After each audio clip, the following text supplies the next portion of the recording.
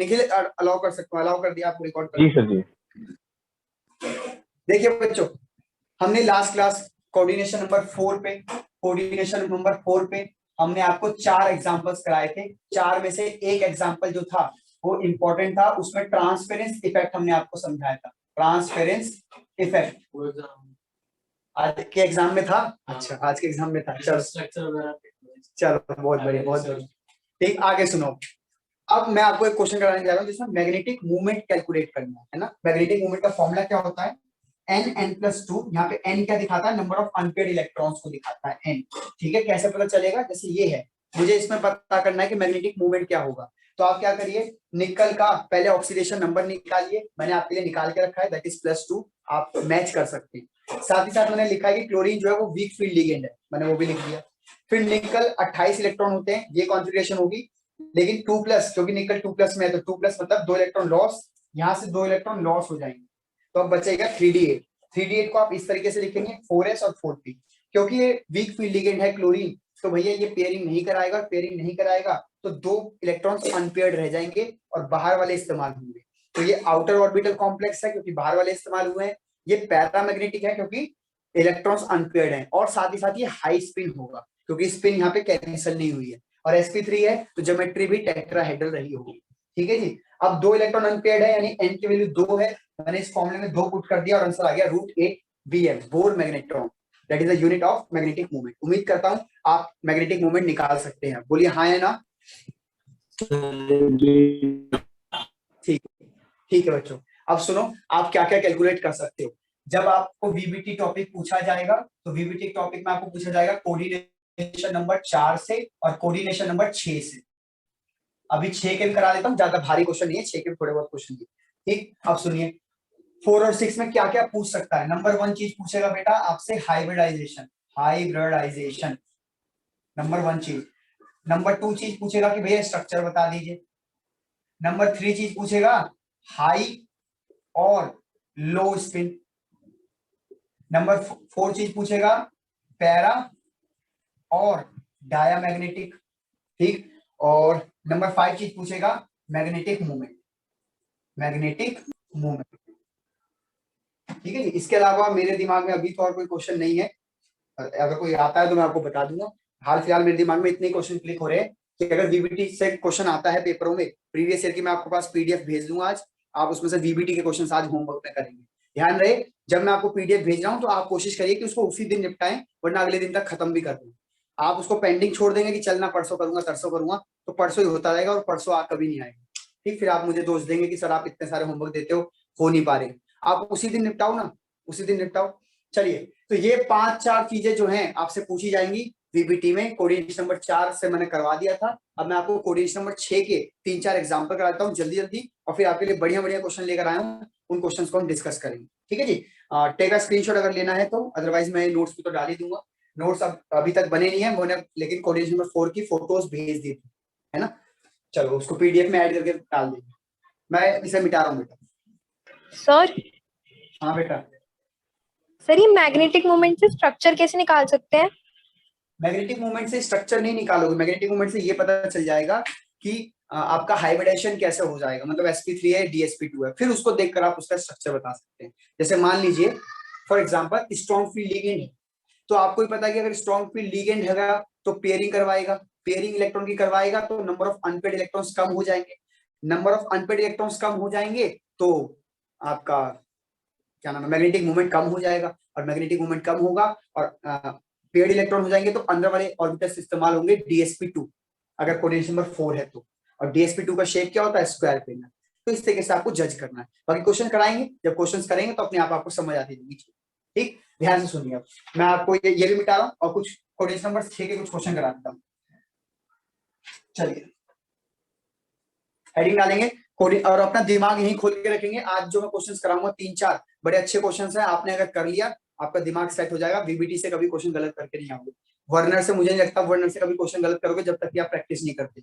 Werner को practice करो, naming को प्रैक्टिस करो। 2 ही टॉपिक तो हुए अभी, हम पढ़ा तो बहुत देर से रहे हैं, बहुत दिनों से पढ़ा रहे हैं इस चैप्टर को, लेकिन टॉपिक रियल मायने में 2 ही कवर हुए हैं, एक नेमिंग और एक वर्नर। बाकी सब तो छोटे मोटे टॉपिक हैं जो इंटरलिंक्ड है, कुछ भी पूछ सकता है। और बड़े बड़े टॉपिक में नेमिंग और वर्नर खत्म हुआ है, वीबीटी आज खत्म होगा, ठीक है।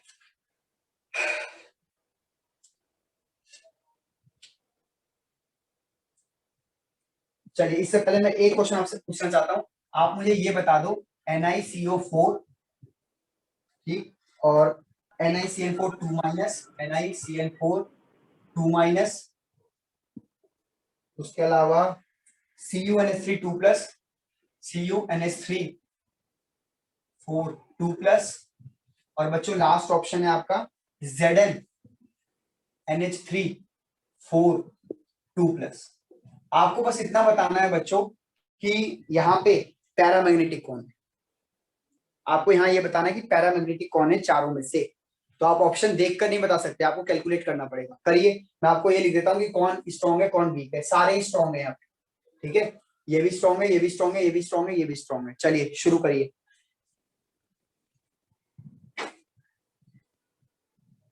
आपके पास 2 मिनट का समय है बच्चों, जल्दी करिए, फिर मैं इस क्वेश्चन को करा देता हूँ। सबका ऑक्सीडेशन नंबर निकालिए, देन कॉन्फ़िगरेशन लिखिए, देन वो बक्से बनाइए, देन स्ट्रॉन्ग फील्डिंग है तो पेयरिंग कराइए, उसके बाद आप देखिए।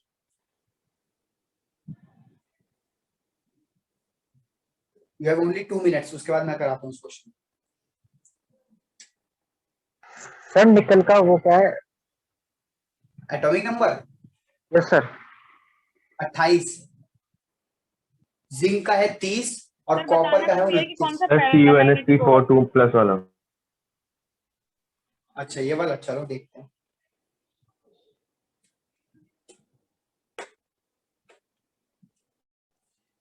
पैरा ही बताना था ना सर? हाँ जी, हाँ पैरा ही बताना है, हाँ सर यही है। ठीक है।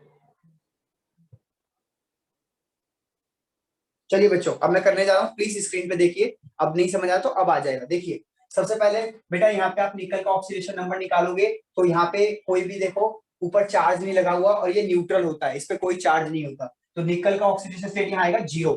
यहाँ पे अगर आप निकल का ऑक्सीडेशन स्टेट निकालेंगे तो आएगा +2, यहाँ पे आप निकालेंगे तो भी आएगा +2, और यहाँ पे आप कॉपर का निकालेंगे तो आएगा +2। उम्मीद करता हूँ आपको ऑक्सीडेशन नंबर से कोई दिक्कत नहीं है। अब जब निकल की कॉन्फ़िगरेशन लिखेंगे तो एटॉमिक नंबर होता है आयरन कोबाल्ट निकल 28। 28 की कॉन्फ़िगरेशन करेंगे तो 3D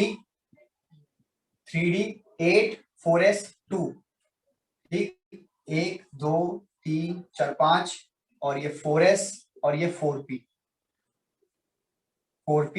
4s और 3D 8 भरोगे, 1 2 3 4 5 6 7 8 और 4s भरोगे, क्योंकि CO जो है स्ट्रॉन्ग फील्ड लिगेंड है, कार्बोनिल जो है SFL है, SFL, तो बेटा ये पेयरिंग होगी और ये 2 इलेक्ट्रॉन यहाँ पे आके पेयर्ड हो जाएंगे। अगर ये 2 इलेक्ट्रॉन यहाँ के पेयर्ड हो जाएंगे तो आप यहाँ से ड्रॉइंग हटाएंगे और यहाँ पे ड्रॉ कर देंगे, और इस तरीके से sp3 हाइब्रिडाइजेशन होगा। और फिर बाकी चीजें तो बाद की बात है कि आउटर ऑर्बिटल बनेगा और आपका हाई स्पिन बनेगा, लो स्पिन, यहाँ पे लो स्पिन बनेगा ना, सारे कैंसिल हो जाएंगे। क्या यहाँ पे नंबर ऑफ अनपेड इलेक्ट्रॉन है? आप कहेंगे नहीं है, तो बेटा ये कैसा निकलेगा? ये डायामैग्नेटिक है, डायामैग्नेटिक। इसी प्रकार से आप इन सब का निकाल के देखेंगे, और कॉपर का मेरे ख्याल से आप कह रहे हैं कि पैरा आएगा, तो एक बार कॉपर का चेक कर लेते हैं कि सच में पैरा है कि नहीं।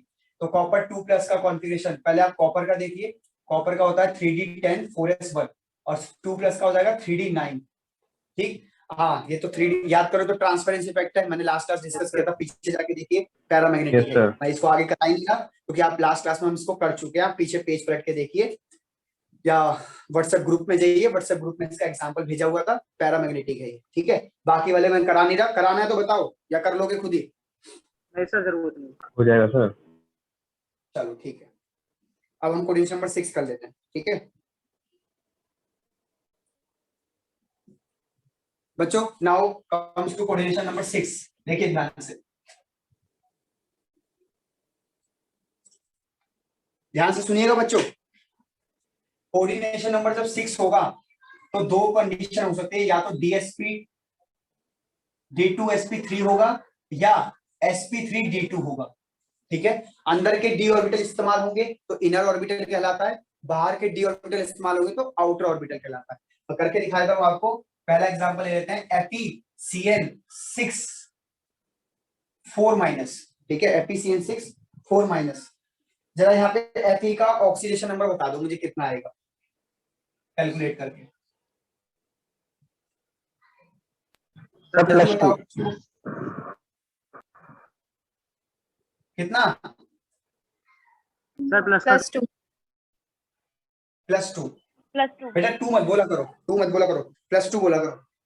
अब +2 का मतलब ये 2 इलेक्ट्रॉन लॉस होंगे, तो Fe2+ का कॉन्फ़िगरेशन होगा 3d6। अब 3d6 की ड्राइंग करो, 1 2 3 4 5, ठीक है।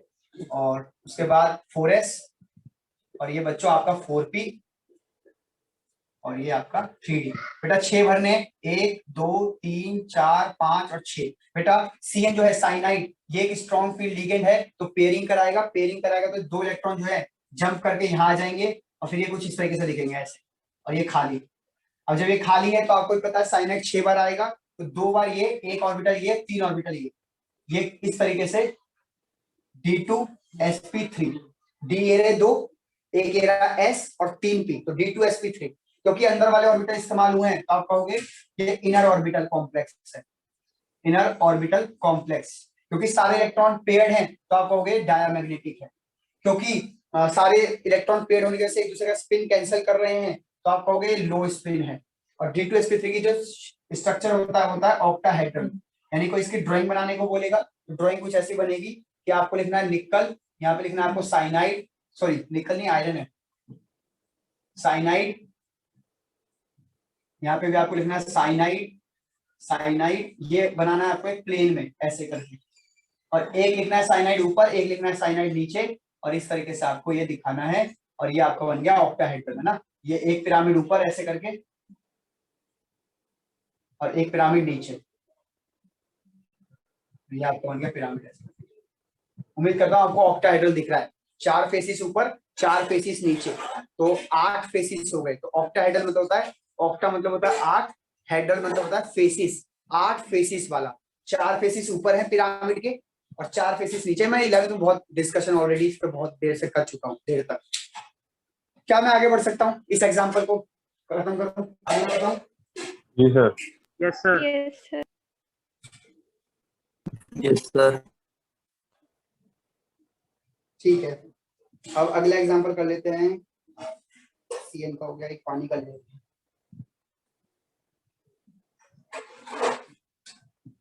हाँ जी, अगला एग्जांपल लेने जा रहा हूँ बेटा, एक ये स्ट्रॉन्ग का था, है ना। अब मैं एक वीक का एग्जांपल लेने जा रहा हूँ, वीक का, तो जरा ध्यान से देखिएगा।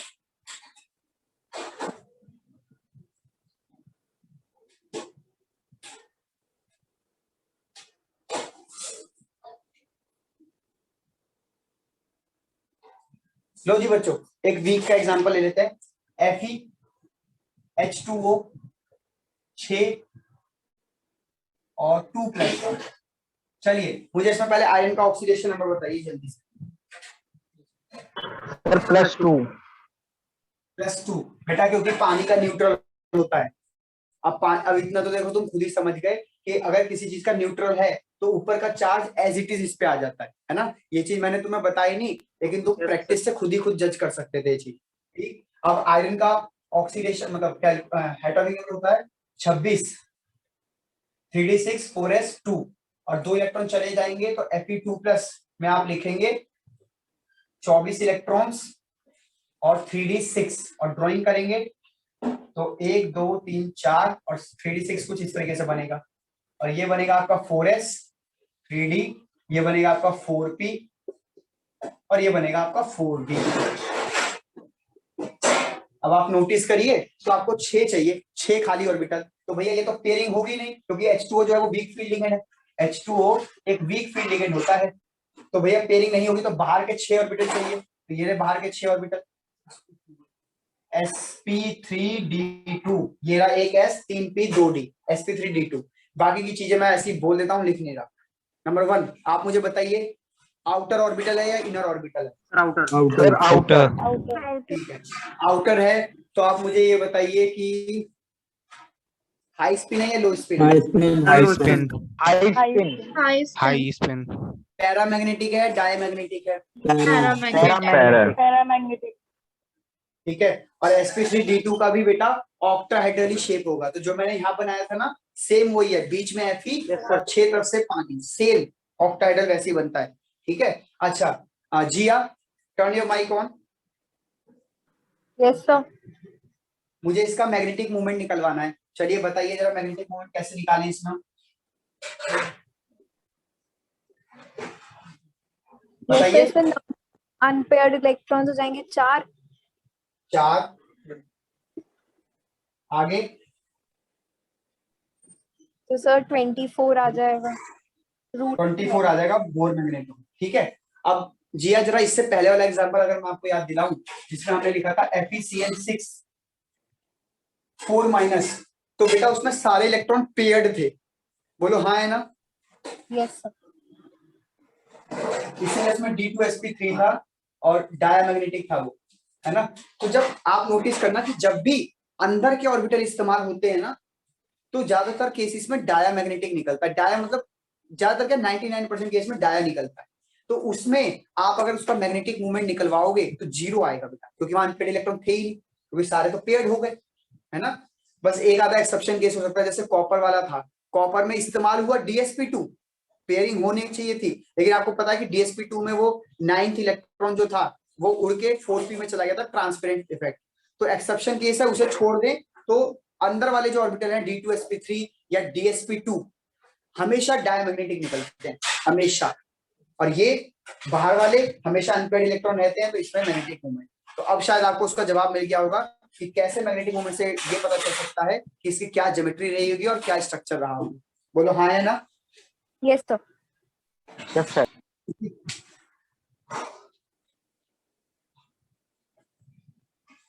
चलो अब मैं तुम्हें कुछ क्वेश्चन करा रहा हूँ, इतना ही था। इसमें एक स्ट्रॉन्ग से करा दिया, एक वीक से करा दिया। अब ध्यान से सुनिए।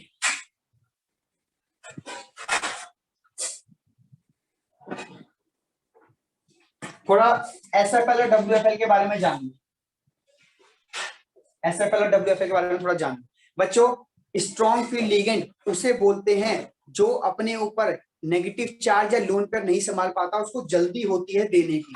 तो अगर आपको याद हो तो जो इलेक्ट्रोनेगेटिव एटम होता है, इलेक्ट्रोनेगेटिव, वो अपने ऊपर नेगेटिव चार्ज बर्दाश्त कर सकता है या अपने ऊपर लोन पेयर भी बर्दाश्त कर सकता है, पर जो इलेक्ट्रोनेगेटिव नहीं है उसको बहुत जल्दी होती है इलेक्ट्रॉन देने की। इसीलिए ये पाया गया है कि जितने भी कार्बन डोनर होते हैं, कार्बन डोनर यानी कि जहां पे कार्बन को डोनेट करना है, चाहे वो नेगेटिव चार्ज हो चाहे वो लोन पेयर, तो ये सबसे जल्दी डोनेट करता है। तो इसीलिए ये सबसे ज्यादा स्ट्रेंथ में पाया जाता है, हाई। और इसीलिए जब भी मैं कोई सी वाला लीगेंड ले रहा था तो मैं उसको SFL लिख रहा था, चाहे वो साइनाइड हो चाहे वो ऑक्जेलेट हो। सॉरी ऑक्जेलेट में तो O होता है, साइनाइड हो या फिर और कौन सा ले रहे थे, साइनाइड ही ले रहे थे फिलहाल तो, है ना, साइनाइड ही ले रहे हैं। उसके बाद कार्बन के बाद जो लेस इलेक्ट्रोनेगेटिव होता है वो होता है नाइट्रोजन डोनर, फिर आता है बच्चों ऑक्सीजन डोनर, और सबसे कमजोर जो होते हैं वीक फील्ड लिगेंड होते हैं वो होते हैं हेलोजन। क्योंकि आपको पता है कि हेलोजन ना बहुत इलेक्ट्रोनेगेटिव होते हैं, तो अपने ऊपर नेगेटिव चार्ज बर्दाश्त कर सकते हैं, उन्हें इतनी जल्दी नहीं होती डोनेशन की, इसीलिए वो वीक फील्ड है। तो जब भी क्लोरीन फ्लोरीन ब्रोमीन आयोडीन दिखेंगे तो वो सब वीक में जाएंगे। ठीक। अब आप जब नोट्स की फोटोज खोलेंगे जो मैंने आपको ग्रुप में भिजवाई थी, तो वहां पे आपको ये चीज लिखी मिलेगी और इसके जस्ट नीचे एक सीक्वेंस लिखा मिलेगा लिगेंड्स के स्ट्रेंथ वाइज का, कि कौन लिगेंड स्ट्रॉन्ग है कौन वीक है। आप एक बार उसको देखाओ, याद नहीं करना है, बस एक बार देखाओ। अब मुझे आगे रेज योर हैंड, यहाँ सर हम देखा है हमने पढ़ ली, जाइए।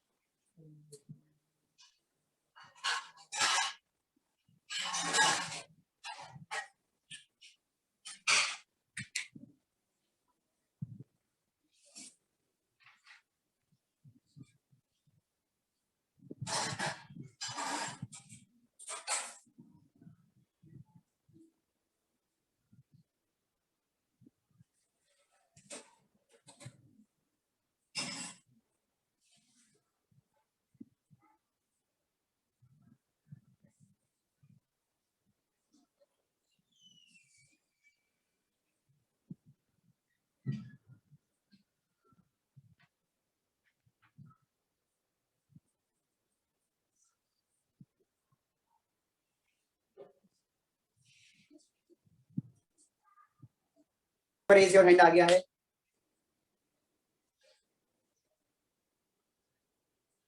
बेटा नोट्स में है ना, नोट्स में है मनन, आप ध्यान से देखिए, हमने ऐसा लिखा होगा carbon donor, donor, halogen donor, उसके ठीक नीचे जो अरेंज करा हुआ है ना बेटा, उस पूरी सीरीज को कहते हैं स्पेक्ट्रोकेमिकल सीरीज। एक नंबर में आया हुआ है पेपर में कि what do you mean by spectrochemical series. तो जब आप लिगेंड्स को उनके स्ट्रेंथ के वाइज अरेंज कर देते हैं तो उस सीरीज को कहते हैं स्पेक्ट्रोकेमिकल सीरीज। तो क्या सर एग्जांपल में बना के भी आनी पड़ेगी? तो देखो बना के आ जाओगे तो भी अच्छी बात है, नहीं बनाओगे तो भी ठीक है, नंबर नहीं कटेंगे। पर हाँ, उसी का शॉर्टकट मैंने ढूंढा है कि आप ये लिख सकते हैं तो काम बन जाएगा आपका। अगर आप उसे याद कर सकते हैं सीरीज को, थोड़ा बहुत छोटा कर दो, वो सीरीज पूरी नहीं है, बीच में से एक आधा मैंने भी गायब करे हैं, तो बीच में से आप भी एक आधा गायब करके उसको छोटा बना लो। या आप यूट्यूब पे कर लेना, यूट्यूब पे तो यही बढ़ाते हैं कि चीट कोड्स इस चीज के, पीरियोडिक टेबल के होते हैं, कईयों के होते हैं, पढ़ाते थोड़ी हो तो चीट कोड सिखाते हैं। तो तुम यूट्यूब पे स्पेक्ट्रोकेमिकल सीरीज चीट कोड, या उसको मिनोमिक कोड्स बोलते हैं, वो सर्च करना, अपने आप आपको मिल जाएगा, याद कर लेना। पर मैं नहीं बोलूंगा कि आप याद करें, है ना, इतना कुछ इंपॉर्टेंट नहीं है। चलिए 14 बच्चों के रेज हैंड आ गए, बाकी बच्चे अब स्क्रीन पे आ जाओ, नहीं पढ़ पाए तो कोई बात नहीं, है ना, आपकी दिक्कत है, आपको एक पेज नहीं मिल पा रहा, बताओ नोट्स में 4 पेज भेजे थे, 4 थे 5 थे 7 पेज भेजे थे, उसमें से आपको एक पेज लास्ट पेज ढूंढना था, सेकंड लास्ट होगा, उसमें लिखा हुआ था, ठीक है। अब बच्चों आपके सामने एक क्वेश्चन है, प्लीज इसको कर दो, इसके बाद एक और अच्छा क्वेश्चन है। आपको इसमें ये बताना है कि पैरामैग्नेटिक के साथ साथ लोएस्ट वैल्यू किसकी है, कौन से लोएस्ट वैल्यू, म्यू की। अब आपको भी पता है कि म्यू का फॉर्मूला जो है वो n+2 है, तो पैरा तो निकाल ही लो, पैरा तो पता करो कौन कौन है, फिर वैल्यू भी निकालो, और वैल्यू निकाल के बताओ कि किसकी लोएस्ट वैल्यू आ रही है। हाईएस्ट नहीं पूछा है, लोएस्ट पूछा है। क्वेश्चन ध्यान से सुनिएगा, अब करिए, आपके पास 2 मिनट है, कॉपी लीजिए, पेन लीजिए, सबको करिए, जो इन्फॉर्मेशन चाहिए मैं बता देता हूँ। इनके एटॉमिक नंबर लिख देता हूँ, 27 होता है इसका कोबाल्ट का एटॉमिक नंबर, इसका 25 होता है, आयरन का 26 होता है, इसका 24 होता है, ठीक है। ऑक्सीडेशन नंबर चाहिए, लो ऑक्सीडेशन नंबर +3s का, तुम खुद निकालना बेटा, जो फंस रहा है मैं उसके लिए कर रहा हूं, तुम खुद निकालो, कोशिश करो खुद ही करें। ये भी +3 है, ये भी +3 है, सब +3 में। चलिए शुरू हो जाइए, निकालिए, सबकी कॉन्फ़िगरेशन करिए और अनपेड इलेक्ट्रॉन निकालिए। और मैं स्ट्रॉन्ग बता दूं, सारे ही स्ट्रॉन्ग फील्ड लिगेंड है, साइनाइड है सब में ही, साइनाइड स्ट्रॉन्ग फील्ड लिगेंड होता है, आपको पता ही, ठीक है। और सारे एग्जांपल जो है वो कोऑर्डिनेशन नंबर 6 के हैं, क्योंकि मैंने अभी 6 पढ़ाया तो मैंने उसी का एग्जांपल उठाया। शुरू हो जाइए बच्चों, शाबाश, जल्दी करिए।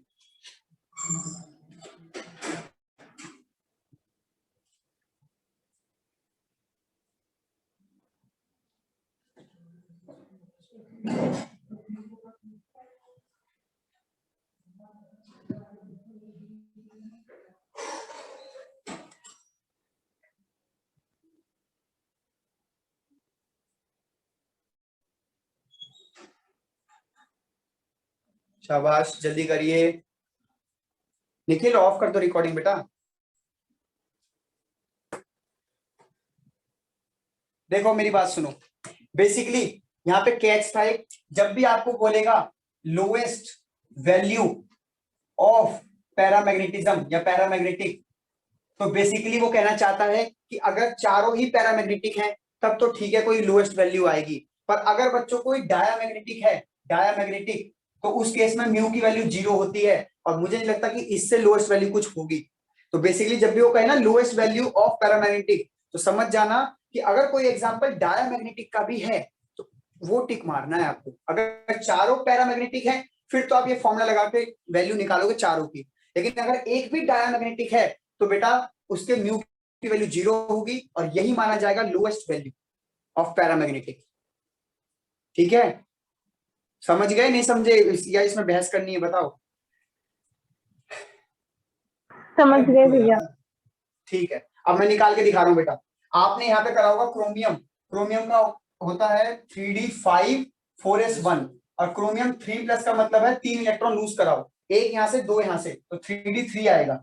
अब 3d3 है और साइनाइड है, तो ये पेयरिंग हो जाएगी, तो 3 इलेक्ट्रॉन ऐसे बनाए होंगे आपने, मैं जल्दी बना रहा हूँ, 1 2 3 4 और 5, 1 2 3। जब आप इसकी पेयरिंग कराओगे तो एक इलेक्ट्रॉन पेड हो जाएगा और एक रह जाएगा, तो दिस इज पैरामैग्नेटिक, यानी इसका मैग्नेटिक मोमेंट निकल सकता है। कितना निकलेगा वो बात की बात है, हम निकालेंगे नहीं, एंड तक नहीं जाएंगे, पहले हम सबका चेक कर लेंगे कि यार सारे पैरामैग्नेटिक हैं। अगर सारे पैरामैग्नेटिक हैं तब तुम ये फॉर्मूला लगाना, ठीक, आ जाइए सेकेंड एग्जांपल पे। सेकेंड एग्जांपल में Fe का होता है 26, 3d6, 4s2 और Fe3 प्लस का हो जाएगा बच्चों 23 यानी 3d5। सही कर रहा हूं मैं?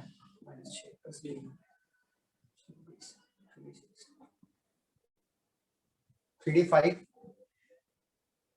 4s0। अब आप इसका कॉन्फ़िगरेशन करेंगे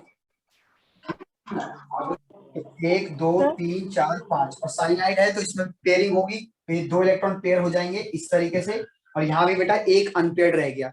अब ये अनपेयर्ड है, यहाँ भी एक अनपेयर्ड है, तो इसकी तो मैग्नेटिक वैल्यू दोनों की सेम आएगी, है ना। चलो तीसरा ऑप्शन उठा लेते हैं, कोई ये उठा के देखते हैं, कोबाल्ट। कोबाल्ट का, हाँ बेटा ये आगे के क्यों खाली छोड़ दिए? तो 3 तो पहले एक सिंगल सिंगल डलेंगे ना।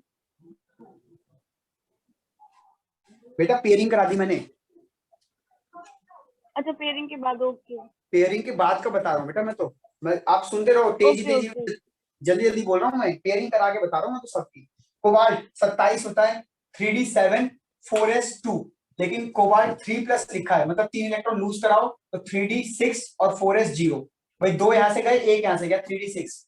अब आ जाओ 3d6 को ड्राइंग करो, ये लो 1 2 3 4 5 6। बच्चों साइनाइड है, स्ट्रॉन्ग फील्ड लिगेंड है, पेयरिंग होगी, जरा नोटिस करिएगा, पेयरिंग होगी तो ये दोनों पेयर हो जाएंगे। क्या यहाँ पे नंबर ऑफ अनपेयर्ड इलेक्ट्रॉन है? No sir.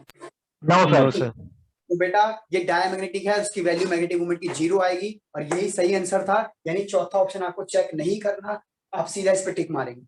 ठीक है, इस प्रकार से तीसरा ऑप्शन सही है। प्लीज आप इसका एक स्क्रीनशॉट ले लीजिए, क्योंकि हो सकता है पता नहीं है मैं नोट्स में डालूं ना डालूं, आप ले लीजिए, है ना। मैं नोट्स में सिर्फ कॉन्सेप्ट डाल रहा हूँ, न्यूमेरिकल्स नहीं डाल रहा हूँ, तो न्यूमेरिकल्स जो है आप लोग खुद ऐड करेंगे अपनी बुक्स में या नोट्स में। नोट्स में मैं सिर्फ कॉन्सेप्ट डालूंगा। चलिए उम्मीद करता हूँ ये क्वेश्चन हो गया। अब प्लीज मेरी उम्मीदों पे पानी मत फेरना, एक क्वेश्चन लिख रहा हूँ, प्लीज इसे करिएगा। इस क्वेश्चन में कुछ स्पेशल बात है इसलिए मैं कह रहा हूँ, प्लीज इसको करिएगा, कॉपी पेन लीजिए, टेक योर टाइम, लेकिन सिर्फ 2 या 3 मिनट बस। ठीक है, मिटा रहा हूं बेटा।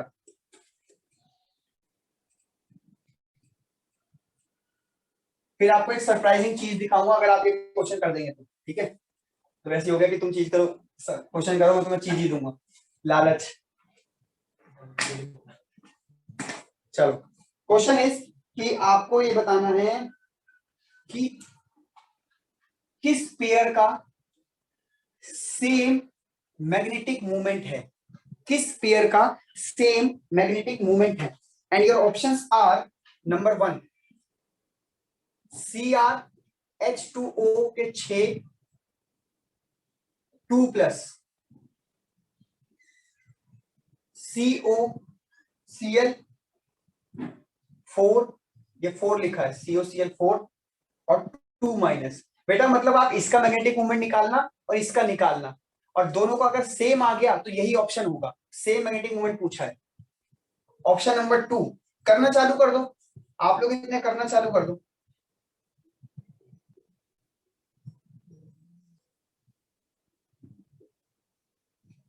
सर एक ही होगा कि 2 भी हो सकते हैं? बेटा एक ही आंसर होगा इसका, कोई एक ही आंसर हो सकता है।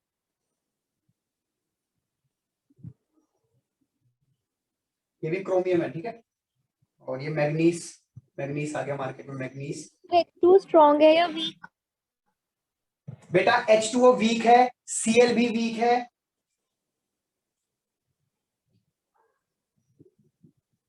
इनमें एक आधा एक्सेप्शन केस भी है, वो एक्सेप्शन केस में इस क्वेश्चन के बाद कवर करने वाला हूं, या शायद नेक्स्ट क्लास में कवर करने वाला हूं, पर फिलहाल वो एक्सेप्शन केस से क्वेश्चन नहीं है, तो आप बेफिक्र होकर करिए, जो आपको सिखाया गया है आप वैसा ही करिए, बस आपका आंसर आ जाएगा।